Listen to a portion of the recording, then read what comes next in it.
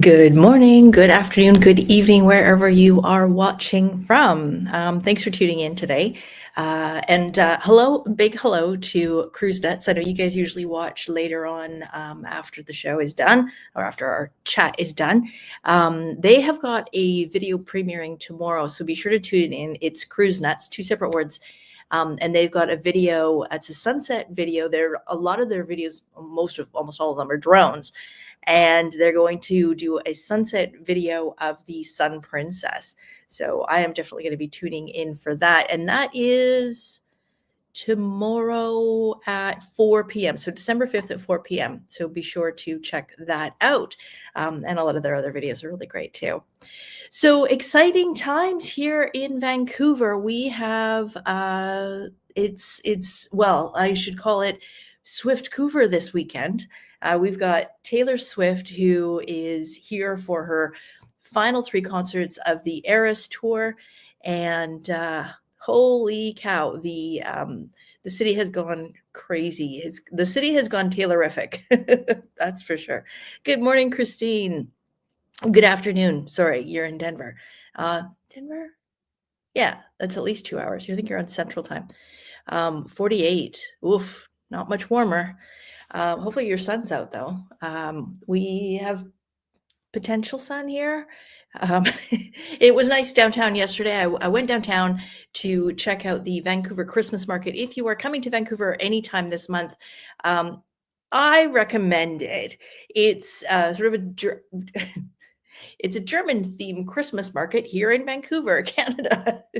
Kind of bizarre, but there's a lot of foods and drinks and stuff like that you wouldn't normally get here. So we enjoyed some. Well, I didn't have any of the mulled wine. That's not my thing. I did have some spiked apple cider. That was quite toasty and delicious, nice and warm. And then they had a bunch of different kinds of foods on as well. Oh, Mountain Time. Okay, so just 1 hour different. Okay. Gotcha. Yeah, but it's kind of playful. You can walk around with the drinks, which is kind of unheard of in Canada, within the bounds of the market. And they had a merry-go-round, so we went on the merry-go-round, and alcohol, merry-go-round, adults. What could go wrong, right? But it was event free, and it was fun. So definitely something to check out. But yeah, Taylor Swift is coming to town. She may already be here. I don't know. So we've got things like there's apparently like 13 different spots around the city where they've got tributes to her songs. I ran into a couple of Swifties yesterday, and they were just bouncing off the walls excited. So come and spend your money. They're calling it the Swiftonomics is going to be positively impacting us here in Vancouver. Good morning, Angelo. How are you? And Bojangles. Hello, hello. Just that 18? I'm not reading that right, am I? 18 degrees. Oh, minus 18. Oh my goodness. I missed the first part. Oh no. Oh, that's horrible. Have you got snow on the ground? Yeah. I got the minus after that. Wow. I mean, I was born in northern Alberta, so I get it. I get cold weather, but and here's me in my sweater inside. Couldn't imagine that. So anyways, I don't know if you're for or against the whole Swiftie situation, if you are a Swiftie yourself, but I think everybody here is embracing it. She apparently does a lot of really good things for her people, and she's certainly bringing a lot of money into our area. So that's all good.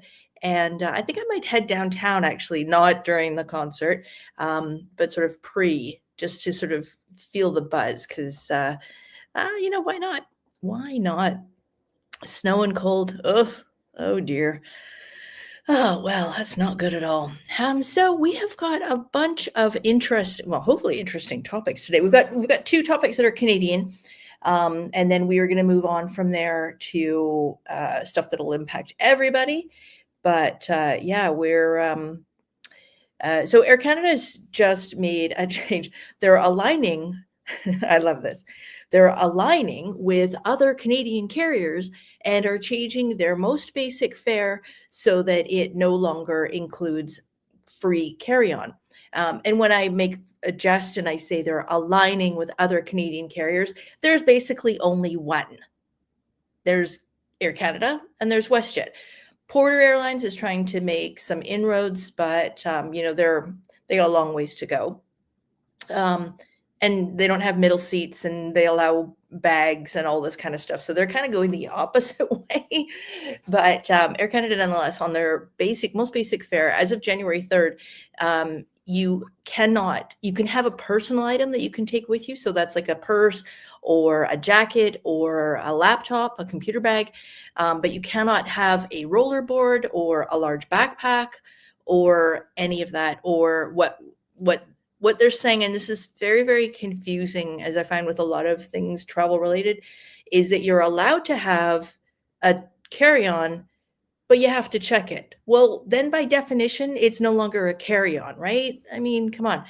And because of this lack of distinction, I think there's going to be a lot of seriously PO'd travelers come January, whether you're flying in from the US and you happen to be on an Air Canada flight, or whether you are flying within Canada. And this applies to all flights, whether it's domestic, cross-border, transborder, or international. So no matter what your destination is, if you book the cheapest fare, what will happen is you will get seats assigned when you do your check-in, and that's free, but they kind of have to give you a seat. And we don't do like the sort of festival seating like they do on some airlines in the States. So yeah, you will get a seat. If you want to change it, you have to pay. You cannot bring carry-on on board. You can bring a personal item. You cannot bring carry-on. You must check it before you go through security. And that's still the regular like $35 for the first bag. If you don't check your bag before you go through security and you arrive at the gate and they see you've got a standard fare, they are going to make you gate check it. And it is going to cost you, I believe I read, $65. So if you know somebody who is flying Air Canada in the new year, kindly remind them of this. They have said that this will apply only to new flights purchased after January 3rd. But in my experience with the airports, tends to get lost in translation. So like I said, if you know somebody who's flying with Air Canada, have them double check what category they booked. And if they booked a basic fare, then let them know about these new changes with the luggage and the carry-on. So just to eliminate that. Okay, moving on. Canadian passports. So what's really cool is Canada has had some really secure, oh, hey, Tammy.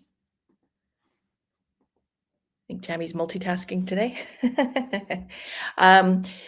So we've had a very, very secure passport for many, many years, and it's got holograms on it and all this kind of stuff. And if you have a blue light flashlight, the pages look clear, but with the blue light flashlight, you can actually see all kinds of, it's like pictures of the Parliament buildings and stuff, which you can only see under blue light. So it's a great security measure for them.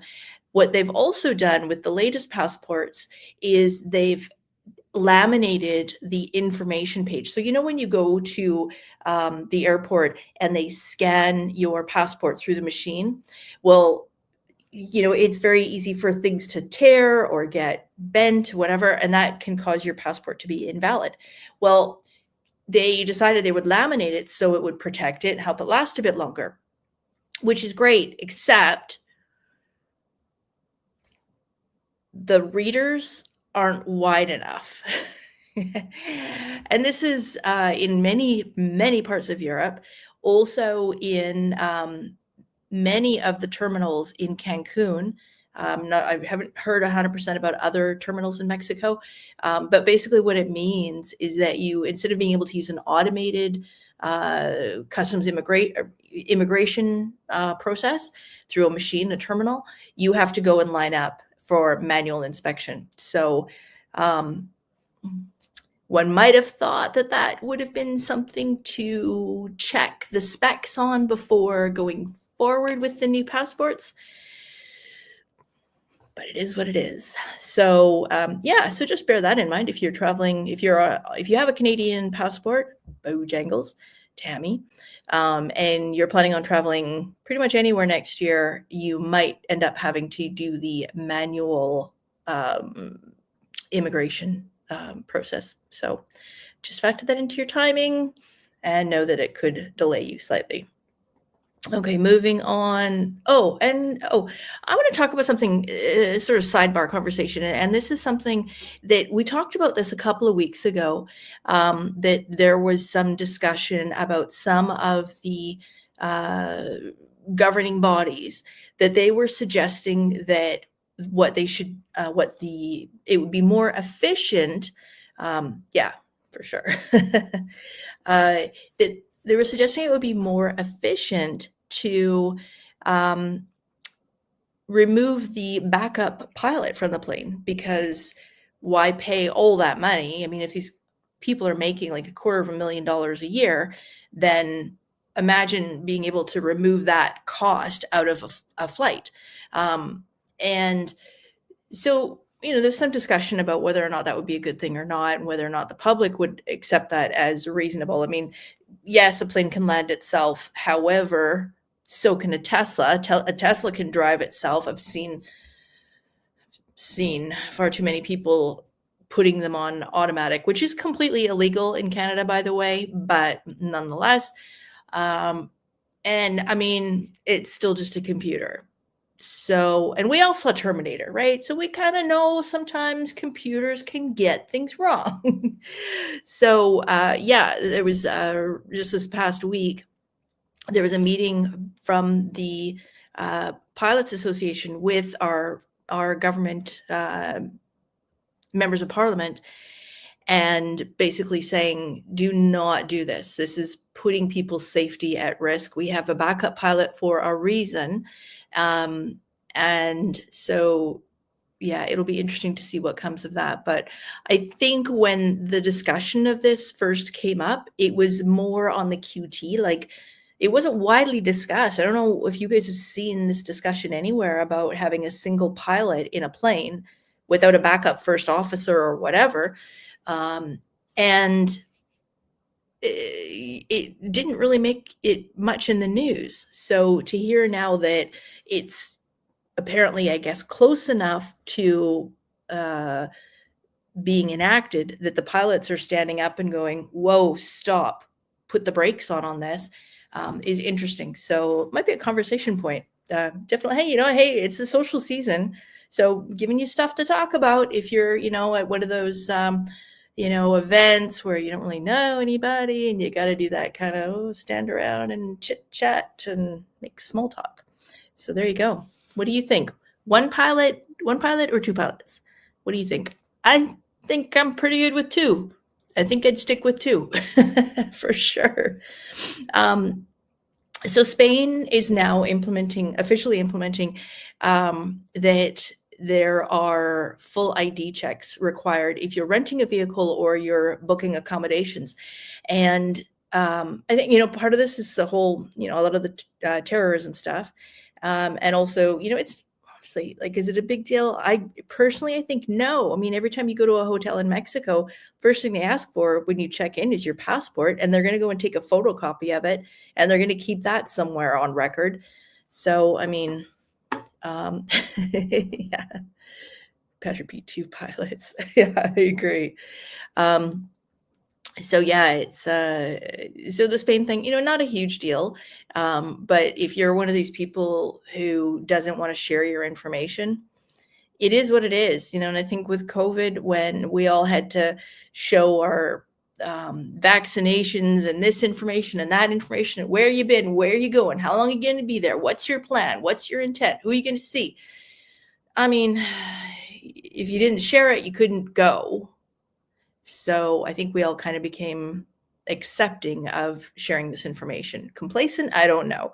But certainly, hopefully, people are looking after that data and getting rid of it appropriately, but it's a good thing to know. Also, incidentally, the ETA for England goes into effect next year. So if you are planning to head to England in the new year, just know that you're going to have to get that additional visa. It supposedly takes like maybe 15 minutes to get it, but you do need to apply ahead of time. And I actually have friends who were going somewhere and they had to get a visa and they didn't anticipate any issues, but while they were waiting for it, everybody else, the group of them, everybody else got their visas almost instantaneously, and the one person didn't, and they ended up having to change their whole trip because they couldn't get into the Australia. And so, yeah, it's tough, but you just got to know what your requirements are and make sure you get them done ahead of time. And don't ever assume if they say it can take as little as 10 minutes, that it for sure is going to take as little as 10 minutes. Now, if you are enjoying these weekly travel chats, and if you haven't already done so, please go ahead and hit that like button, and it really does help. Comments help too, so even if you just want to pop by and say hi, it's all great. So yeah, moving on. So Mexico, okay. Thank you for whoever just hit the like button, appreciate it. So I don't know if this is in retaliation to the President Trump announcing the 25% tariffs on goods from Canada and Mexico, but Mexico has just come out and they've passed it in the lower Senate, that they would, what did they do? They had, what was it? It was basically like a tariff or a tax that they had, an immigration fee for cruise ship passengers. Okay, so this is not people who were coming to Mexico. This was for people who were in transit. And they've had this exemption for cruise ship passengers for over 20 years, and they've had it in place. The lower house of Congress has just voted for it to be reinstated. And it does still need to be approved by the Senate, but this is a $42 per person fee, which would almost certainly have a pretty major impact. Thanks, Angelo. This would almost certainly have a pretty big impact to your average cruise ship. I mean, 3,000 passengers with a I'll call it $50 fee, that's going to add up pretty quickly. So those costs obviously would be passed on. However, how fast can they pass them on is going to be the question. And in the meantime, if those tariffs go into place, or the immigration fee goes into place, then that's going to impact the bottom lines of those cruise lines, which have bounced back a lot actually since since COVID and since all the cruising stopped. Yeah, it'll be interesting to see what happens and whether or not this gets approved or not. I don't know. I don't think it's something that would be something that cruisers would have to pay. I believe it would be levied at the ship level. So that means it doesn't matter if you get off the ship. If you're in port, you're considered in port. If you know what I mean, like you don't have to disembark in order to be in port.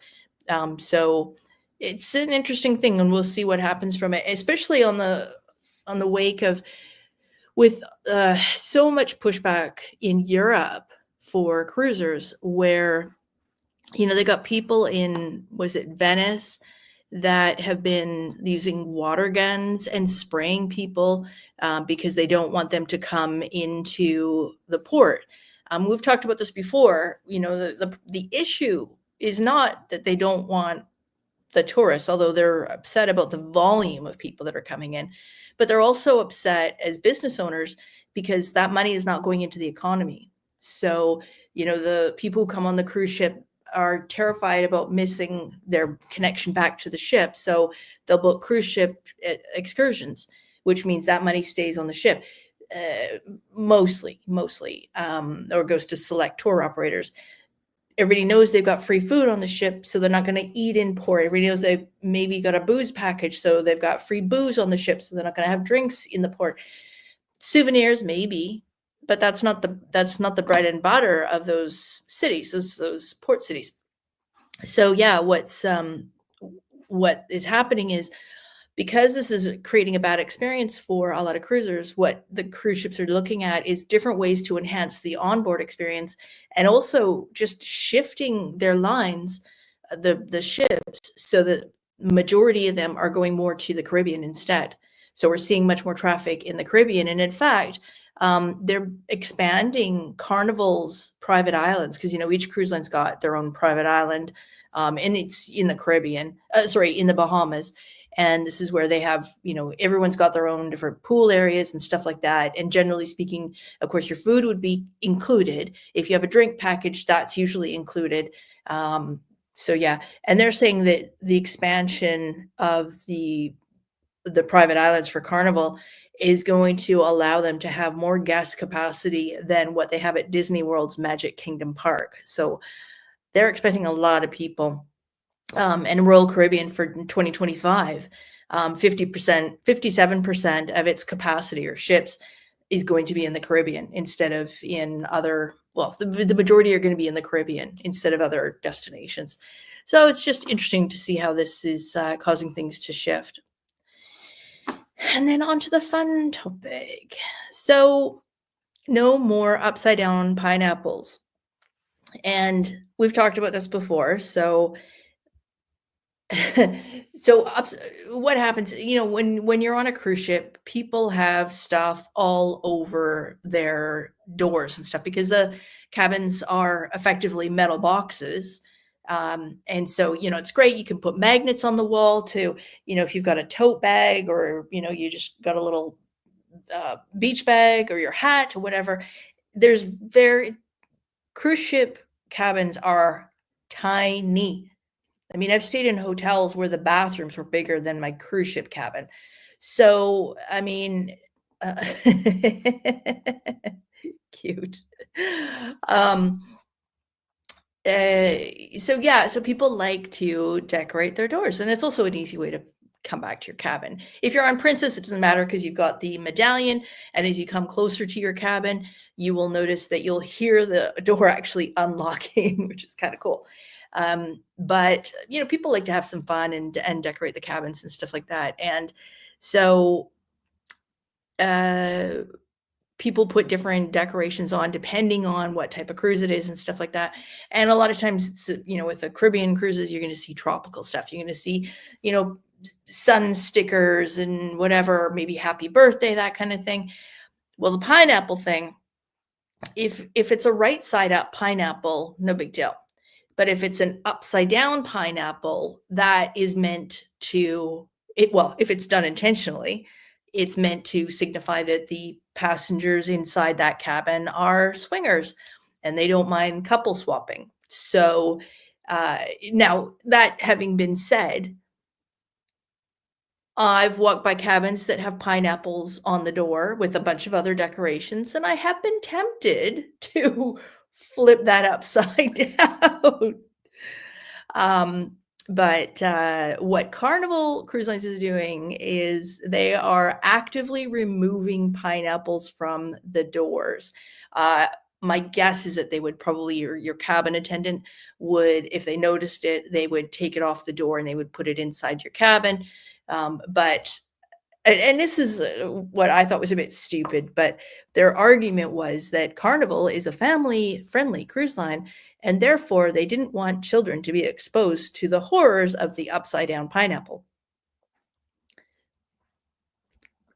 I only found out what the upside-down pineapple represented a couple of years ago, so I'm pretty sure most kids don't know what it represents. I mean, if you, as a kid, you're cruising with your parents and you come back to the room and you see that the pineapple's upside down, and the door's locked, then that might change your perspective on the whole family situation. But most kids aren't going to know what it's all about. I mean, I don't know. Like, is this tragic that they might see an upside down pineapple? I don't know. But suffice it, they are very much just, oh, I got some wild sun going on here. Yay! Where's my sunglasses? Yeah, they're basically discouraging the upside down pineapple situation on board the ship. So I don't know. What do you think? I think let people be, if they want to do the upside down pineapple and whatever goes along with it, let them do it, but I don't know. So, yeah, I kind of blew through everything pretty quickly today. Oops. Yeah, we already saw your comment. Yeah, so that's kind of what I had today. There's no whole lot going on, but you know what? It's getting closer to the holidays.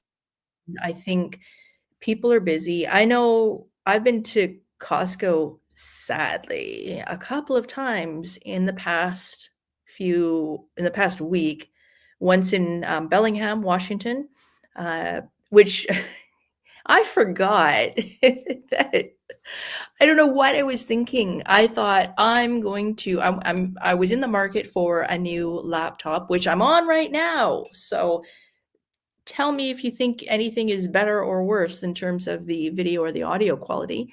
I do see that I have this feature where I can change the camera to non-portrait or portrait, which just blurs the background. I can also do studio light. I don't know. But other than that, I'm not sure. Other than that, this one has a whole lot of memory, which my other laptop did not have. But anyways, I was heading down to Bellingham to go shopping at Costco and check the prices. And I recalled that I don't have any duty-free allowance when I'm gone for 20 minutes out of the country. But for Canadians, just a reminder that after 24 hours, you have an exemption of $200. That does not include booze. And then after 48 hours, it's what it used to be for a full week. So it's like $800 for the full week. So if you are planning on traveling to the US to pick up some stuff, I think it's always interesting shopping in another country as much as we're like side by side. But the selection of products that are available in the US is just so different. And I will say that Apple products are cheaper for sure. Not tons. And when you factor in our terribly, terribly bad exchange rate, it does kind of even things out. But it's always worth taking a look. But I'll tell you what, Costco lately has just been a gong show. So I don't like being here this time of year. I prefer to be on a beach somewhere, at a resort, Mexico, wherever, it doesn't matter. Where I don't have to drive. I don't have to fight the crowds other than at the buffet or the pools. I don't know. What do you guys think? Do you like, if you were going to spend the same amount on presents as you could to go away for a week at Christmas, which would you rather? Personally, I'm all in for going away. And it's just so nice to think, you're getting in going out and the traffic's getting nuttier and nuttier, and to just think, oh, another day of this, and then I'm on a plane and I don't have to worry. Plus it's warmer. Plus it's not like 8 hours of sunshine and then darkness. Personally, I prefer to be away, but and I have been away for Christmas many, many times. And maybe next week I'll talk about some of the different hotels and what they are doing for Christmas. Because it does feel very festive. I know there's a lot of people, especially people with kids, even if they're older kids, that they kind of fight the concept of going away for Christmas because they want to do the whole traditional, the turkey, the presents, and whatever else, whatever your family's traditions are, but they don't want to deviate from that. But I'll tell you what, not having to worry. Yeah. Let you know. Yeah. So, the first time you go away, you don't really know what to expect. And there's some scenarios where it can be a bit gong showy, like when they've got a buffet style gala dinner and it's not well organized, or you're on the beach and it's dark and then the food gets cold, and there's some situations like that where it's not great. But if you can sneak into one of the a la cartes on Christmas Eve, because Christmas Eve is typically when they do all their celebrating. Then I think that makes it a lot better. Yeah, Christine's saying all about going away. Yeah. Yeah, I know, right? It's like declutter. Yeah, and what's the countdown now? We're like we're almost down to single digits for you. Exciting. Can't wait to hear what you think of the resort. Christine's obviously off to Hyatt Vivid in just a few short weeks. Exciting times. Oh, and then Bojangles is off to Dreams, 60 days. Yeah, Dreams Aventuras. I have been there for Christmas 3 times, maybe 4. And I've certainly been there in December for more than that. Oh my goodness, 8 days. 8 days. That's crazy. I bet your suitcase is packed and you're like just so ready to go. That's exciting. Yeah, Dreams Aventuras. So that was one place where they did do the gala dinner, and we did that the one time, and it was out on the beach, and a friend of ours sat on the chair, and it kind of went a little bit sideways because it's in the sand. And then we were like, no, forget this. We're going to go to one of the a la cartes. And so we went and had a really nice dinner, but it was just nice to be away. They had all the decorations up. We were actually there for Christmas and New Year's once. And on both Boxing Day and New Year's Day, so after the big party, they had a hangover station, which was kind of cool because, so they got like a setup of mimosas, Bloody Marys, and Bloody Caesars. And it was just kind of like hair of the dog, right? So yeah, it was quite fun. But yeah, it's nice to be away. It's just a different experience, and just seeing their different decorations and stuff like that. And look, you don't have to decorate. You don't have to take everything down. You don't have to cook the food. You don't have to clean up. You don't have to do dishes. Somebody's making your bed every day. Like, it kind of doesn't get much better. I love cooking. Don't get me wrong. One of the things that I dislike most about being away is not being able to cook. One of the things that I like most about being away is having a variety of foods available. And if my husband wants to eat something that I don't necessarily want, we can each have 2 completely separate, fully prepared meals with accompaniments that aren't the same. So that's kind of nice. People at Vivid are now saying that the rooftop pool is freezing and too cold to get in. So that sucks. You know what I have heard, though, is that all you have to do is ask them to heat it, and they will. So, like, I know when all these resorts say that the pools are heated, that doesn't necessarily mean that they always have the heat on. And the problem is now, Cancun is a fussy one. In the December, January, I've never found it to be terribly warm. Actually, I lie. 2022, I was stayed at the now Emerald, which is now supposed to be, according to Angelo, thank you very much for the inside scoop, switching to a Secrets. And that one, it was smoking hot when we were there. And we were there like we were there for like over a week. And then we switched to Hyatt Zilara Riviera Maya. And then, of course, it rained for the next 4 days straight. But yeah, I just go to the swim up bar or the pool attendant and ask them if they can turn the heat on for the pool and let us know how that goes. Tammy says, yeah, of course. If it's an upgrade and then it's not even warm enough to go in, then that's not good. Angelo, how can you even say that? You've been away how many times in the last 2 months? And it's how many days until you go away again? I mean, can't really complain about that. Yeah, no, I'm excited to hear about your experience at Vivid and see what you think of it. But yeah, so that's all I have for this week. But we will be back next week, and I do have a video coming out this weekend, so stay tuned for that. Yeah,